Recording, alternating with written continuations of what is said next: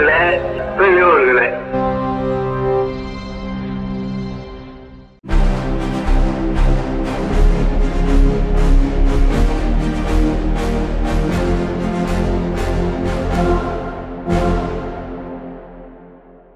அனைவருக்கும் வணக்கம். இன்று விடுதலை பார்வைக்கு அன்போடு வரவேற்கிறோம். சுயமரியாதை, பகுத்தறிவு, சமூக நீதி ஆகிய கருத்துக்களுடன் வெளிவரும் உலகின் ஒரே பகுத்தறிவு நாளேடான விடுதலை இன்று வெளிவந்திருக்கிறது. பல்வேறு செய்திகள் இன்றைய விடுதலையில் இடம் பிடித்திருக்கின்றன. இன்று காலை தமிழர் தலைவர் ஆசிரியர் அவர்களை திராவிட முன்னேற்றக் கழகத்தின் தலைவரும் தமிழ்நாட்டின் முதலமைச்சருமான மு.க.ஸ்டாலின் அவர்கள் சந்தித்திருக்கிறார். முதலமைச்சர் அவர்கள் சில தினங்களுக்கு முன்பாக மருத்துவ பயனாளி முறையாக இருந்து திரும்பியவர்.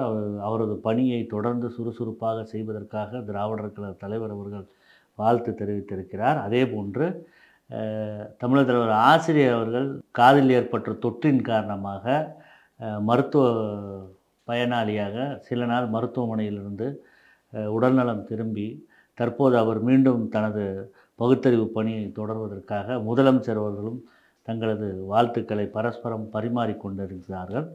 அந்த செய்தி தான் இன்றைக்கு வந்திருக்கிறது. மேலும் இன்றைக்கு ஆசிரியர் ஒரு முக்கிய அறிக்கையை வெளியிட்டிருக்கிறார். இது இந்தியாவின் விடுதலை பெற்ற இந்தியாவின் சுதந்திர நாளாக பொதுவாக நாட்டினரால் கொண்டாடப்படுகிறது. அதை ஒட்டி தம்முடைய கருத்தினை தமிழர் தலைவர் ஆசிரியர் அவர்கள் பதிவு செய்திருக்கிறார். எந்த சுதந்திர நாட்டிலாவது பிறவி பேதம் ஜாதி உண்டா என்று கேள்வி எழுப்பியிருக்கிறார். தீண்டத்தகாதவன் தீண்டத்தக்கவன் என்ற பேதம், சுடுகாட்டிலும் பேதம் என்று இருக்குள்ள நிலையில் உண்மையான சுதந்திரம் எங்கே இருக்கிறது என்று கேள்வி எழுப்பியிருக்கிறார். தீண்டாமை ஜாதி ஒழிந்து சமூக நீதி சமத்துவம் நிலவும் உண்மையான சுதந்திரம்தான் எப்போது விடியும் என்று கேள்வி எழுப்பியிருக்கிறார். தீண்டாமை ஒழிப்பு, சமத்துவம், சுதந்திரம் எல்லாம் ஏட்டுச் சுரைக்காய்களாக அரசியல் சட்ட உறுதிமொழிகளாயினும் வெறும் சட்ட சடங்காச்சாரங்களாகவே புழக்கத்தில் உலா வருகிறது. நெஞ்சில் கை வைத்து மனசான்று பேசுபவர்களால் கூட உண்மைகளை யதார்த்தத்தை ஒப்புக்கொள்ள முடியவில்லை என்று தெரிவித்திருக்கிறார். இந்த மதவெறி ஜாதி வெறிக்கு நாமே விடை காண வேண்டும். ஆணவ கொலைகளும் ஆணவ ஜனநாயக படுகொலைகளும் ஆதிக்க ஜனநாயக அவலங்களும் அடாவடித்தன அரசியல் நாடகங்களும் தான் தோரணமாக தொங்கவிடப்பட்டு நடத்தும் இந்த விசித்திர விழாவாக சுதந்திர நாள் உள்ளது. இந்த நிலைதான் மிச்சம் இருக்கிறது என்று தெரிவித்திருக்கிறார். என்று இந்த ஜாதி தீண்டாமை ஒழிகிறதோ அன்றுதான் உண்மையான சுதந்திரம் விடியும் என்பதே நமது சமூக நீதி சமத்துவ போராளிகளின் வேட்கையும் விழைவும். அந்த இலக்கு நோக்கிய நமது தீரா பயணம் என்று தெரிவித்திருக்கிறார். நேற்றைக்கு நடைபெற்ற தமிழ்நாடு அமைச்சரவை கூட்டத்தில் தூய்மை பணியாளர்களுக்காக 6 முக்கிய அறிவிப்புகளை முதலமைச்சர் மு.க.ஸ்டாலின் அவர்கள் அறிவித்திருக்கிறார்கள். அதில் மிக முக்கியமானதாக தூய்மை பணியாளர்களுக்கு 30,000 வீடுகள், அதே போன்று தூய்மை பணியாளர்கள் தங்களது உடல் நலன்களை கருத்தில் கொண்டு அவர்கள் பணி செய்யும் போது ஏற்படும் நுரையீரல் மற்றும் தோல் சம்பந்தப்பட்ட நோய்களிலிருந்து பாதுகாத்துக் கொள்வதற்காக 5 லட்சம் ரூபாய் அளவிற்கான இலவச காப்பீடுகளும், அவர்கள் பணியின் போது இறக்க நேரிட்டால் தூய்மை பணியாளர்களின் குடும்பத்திற்கு 10 லட்சம் ரூபாய் இழப்பீட்டுத் தொகையாகவும், தூய்மை பணியாளர்களின் குழந்தைகள் அவர்களின் உயர் கல்விகளுக்காக கல்வி உதவித்தொகை திட்டமும், நகராட்சி அமைப்புகளில் பணியில் ஈடுபடும் தூய்மை பணியாளர்களுக்கு இலவச காலை உணவு திட்டத்தையும் அறிவித்திருக்கார் நேற்று முதலமைச்சர் அவர்கள். மேலும் தூய்மை பணியாளர்கள் நலம் வாரியம் என்பது 2007ஆம் ஆண்டு முத்தமிழறிஞர் கலைஞர் அவர்களால் தோற்றுவிக்கப்பட்டு அன்று முதல் இன்று வரை இந்த அரசாங்கம் என்பது தூய்மை பணியாளர்களை பாதுகாத்து அவர்களை அடுத்த கட்டத்தில் வாழ்வாதாரத்தில் மேம்படுத்துவதற்காக அத்தனை முயற்சிகளையும் எடுத்து கொண்டு வருகிறது.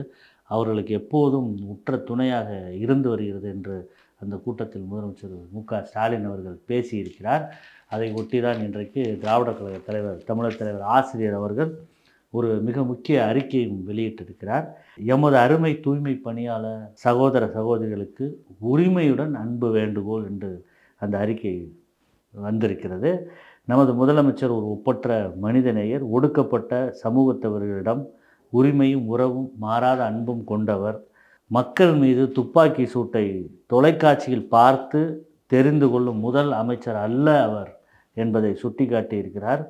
தூய்மை பணியாளர் நலத்திலும் நல்வாழ்விலும் மிக்க ஈடுபாடு கொண்ட முதலமைச்சர் என்று அந்த அறிக்கையில் எழுதியிருக்கிறார். உங்களது கோரிக்கைகளை அரசியலாக்கி தங்களது அரசியலுக்கு பகடைக்காய்களாக உருட்டி தாங்கள் லாபம் அடைய உங்களை பயன்படுத்த முனைவதை புரிந்து எதிரிகள் தவறாக வழிநடத்த இடம் தராதீர்கள். உண்மையான பாதுகாவலர்களை அடையாளம் காணுங்கள். உங்களது நலனுக்காகவும் உரிமைக்காகவும் என்றும் உங்கள் நலன் மீது அக்கறை உள்ள இயக்கத்தின் சார்பில் அவசர வேண்டுகோள் விடுக்கிறோம். நமது முதலமைச்சரை நம்பினோர் கெடுவதில்லை என்று திராவிட கழக தலைவர்கள் அவர்கள் அறிக்கையை முடித்திருக்கிறார். இன்றைய தலையங்கம் அவசியம் அனைத்து வாசகர்களும் படித்து பரப்ப வேண்டிய மிக முக்கியமான தலையங்கம். மதவெறியினுடைய கோர தாண்டவம், மதவெறியினுடைய உச்சம் என்று சொல்லக்கூடிய அளவில் சத்தீஸ்கரில் தற்போது வரப்பட்டிருக்கிற முன்பே கொண்டு வரப்பட்டு இப்போது திருத்தப்பட்டிருக்கிறது மதமாற்ற தடை சட்டம். அந்த மதமாற்ற தடை சட்டத்தினுடைய புதிய திருத்தங்கள் குறித்து தான். பொதுவாக ஒவ்வொரு மதத்தையும் பரப்புவதற்கு ஒருவருக்கு உரிமை இருக்கிறது. ஒருத்தர் பரப்புனா அதையொட்டி ஒரு மதத்திலிருந்து இன்னொரு மதத்துக்கு மாறுவார்கள்.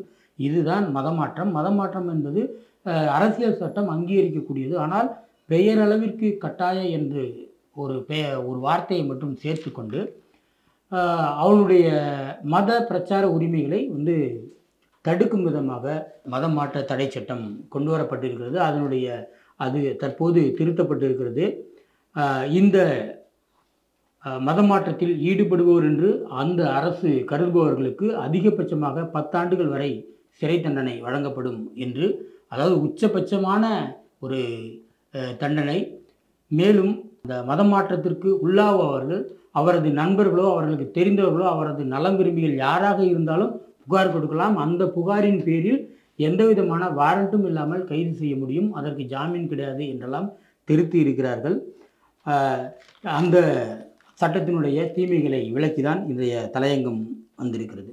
ஜம்மு காஷ்மீரின் கிஸ்துவார் மாவட்டத்தில் உள்ள சசோட்டி கிராமத்தில் ஏற்பட்ட மேக வெடிப்பால் பெரும் வெள்ளம் ஏற்பட்டது. இதில் புனித யாத்திரைக்கு சென்ற பக்தர்கள் உட்பட 16 பேர் உயிரிழந்துள்ளனர். மேலும் 167 பேர் காயங்களுடன் மீட்கப்பட்டுள்ளனர். பீகாரின் சிறப்பு தேர்தல் பட்டியல் திருத்தத்தின் மூலம் இறந்ததாக அவர்கள் கூறி அந்த வாக்காளர் பட்டியலிருந்து நீக்கப்பட்டவர்கள் உச்சநீதிமன்றத்தில் நேரில் ஆஜராகி தாங்கள் இருக்கிறோம் என்பதை தெரிவித்திருக்கிறார்கள். மக்களவை எதிர்க்கட்சி தலைவர் ராகுல் காந்தி பீகாரில் ஆகஸ்ட் 17 முதல் வாக்காளர் உரிமை பயணத்தை தொடங்க இருக்கிறார். ஒரு வாக்காளருக்கு ஒரு வாக்கு என்பதை உறுதி செய்யும் பயணத்தில் இளைஞர் ஒன்றிணைய வேண்டும் என்று கேட்டுக்கொண்டிருக்கிறார். வாக்கு திருட்டை தடுக்கவும் அரசியலமைப்பை காக்கவும் இளைஞர்கள் ஓரணியில் திரள வேண்டும் என்று அவர் தெரிவித்திருக்கிறார். பாரதிய ஜனதா கட்சி ஆவணங்களை அழிப்பதன் மூலம் பழங்குடியினரின் உரிமைகளை திருடுகிறது என்று மக்களவையினுடைய எதிர்க்கட்சி தலைவர் ராகுல் காந்தி அவர்கள் தெரிவித்திருக்கிறார். சத்தீஸ்கரில் 3 மாவட்டங்களில் பல்வேறு முக்கியமான அந்த வன உரிமை சார்ந்த பட்டயங்கள் தொலைந்து விட்டது என்று கூறி அதை அழித்திருக்கிறார்கள். அதன் மூலம் அது மக்களுடைய உரிமை பறிபோகிறது என்பதை சுட்டிக்காட்டியிருக்கிறார். கர்நாடக மாநிலத்தில் வெறுப்பு பேச்சுக்கு எதிராக புதிய சட்டம் விரைவில் கொண்டு வரப்படும் என்று அம்மாநில உள்துறை அமைச்சர் ஜி பரமேஸ்வரர் தெரிவித்திருக்கிறார். அரசு பள்ளிகளில் மேனாள் மாணவர்கள் தூதராக நியமித்து மாணவர் சேர்க்கையை அதிகரிக்க கல்வித்துறை நடவடிக்கை எடுத்துள்ளது. உங்களுடன் ஸ்டாலின், நலன் காக்கும் ஸ்டாலின் ஆகிய அரசின் திட்டங்களை எதிர்த்து வழக்கு தொடுத்த வழக்குரைஞர்களுக்கு தலா 1 லட்சம் அபராதம் விதித்து சென்னை உயர்நீதிமன்றம் உத்தரவிட்டுள்ளது. இனி வாட்ஸ்அப் மூலம் அரசினுடைய பல்வேறு சேவைகள் வழங்கப்படும் என்று தமிழ்நாடு அரசு மற்றும் மெட்டா நிறுவனத்தில் ஒரு புதிய ஒப்பந்தம் கையெழுத்திடப்பட்டுள்ளது என்கின்ற தகவலை தகவல் தொழில்நுட்பத்துறை அமைச்சர் பழனிவேல் தியாகராஜன் தெரிவித்துள்ளார். வாக்காளர் பட்டியல் சிறப்பு திருத்தம் நடைபெற்றால் சட்ட ரீதியாகவும் அரசியல் ரீதியாகவும் சந்திக்க தயார் என்று திமுக சட்டத்துறை செயலாளர் என்ஆர் இளங்கோவன் எம்பி பேட்டியளித்திருக்கிறார்.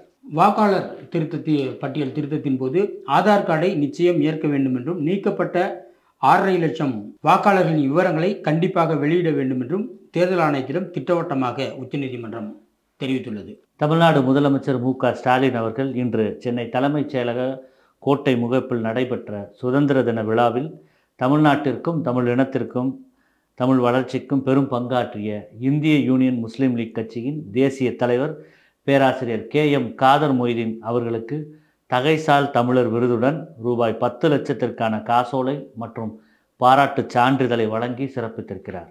இதுபோன்ற ஏராளமான செய்திகள் இன்றைய விடுதலையில் ஏராளம் இடம்பெற்றுள்ளன. மேலும் சிந்தனையை தூண்டும் முக்கிய கட்டுரைகள் இடம்பெற்றுள்ளன. இது போன்ற செய்தி உரையாடல்கள், திரைப்படங்கள், ஆவணப்படங்கள், குறும்படங்கள், நேர்காணல்கள் உள்ளிட்ட காணொளிகள் தொடர்ச்சியாக பெரியார் விஷன் OTTயில் ஒளிபரப்பாகின்றன. அவற்றை காண பெரியார் விஷன் OTT செயலியை பதிவிறக்கம் செய்து சந்தா செலுத்துமாறு கேட்டுக்கொள்கிறோம். நன்றி, வணக்கம்.